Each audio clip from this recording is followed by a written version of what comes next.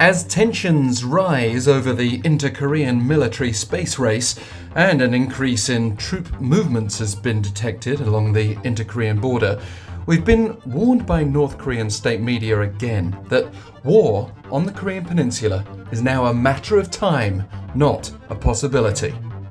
This latest warning from a North Korean military commentator was carried by the country's official Korean Central News Agency Sunday, in the wake of South Korea's first successful homegrown spy satellite launch from the US Friday.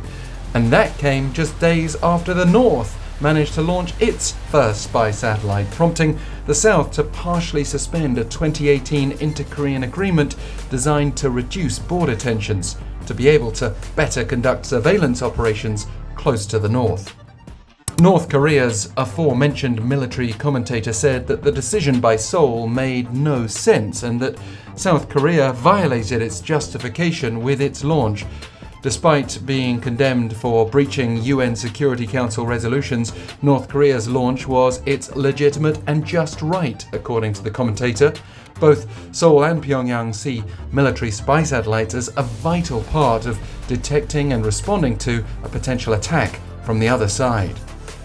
Meanwhile, following days of skepticism over North Korea's claims that its first spy satellite has already captured images of sensitive South Korean and American locations, the North announced Sunday that the satellite had officially commenced its mission a day earlier.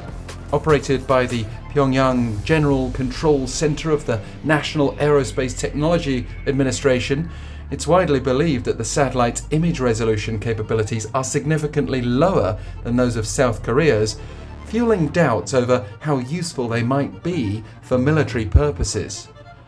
But this is just the start of satellite launches based on official comments from both Koreas, and the North also lashed out at the US over the weekend after an American space official hinted at the possible disabling of the North's spy satellite. An English-language statement released by state media accused the US Space Force's deplorable hostility as a declaration of war. We can couple that with the previously cited military commentator's threat that South Korea will face total collapse if it undertakes any hostile act.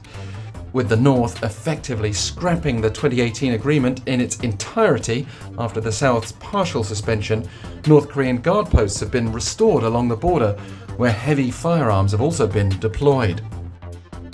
On Saturday, South Korea's Joint Chiefs of Staff Chairman Kim Young-soo visited air defense positions in the western inter-Korean border area that's not far from the capital city of Seoul. He also inspected the operation status of various military hardware and readiness of units and demanded a posture that can immediately punish the enemy.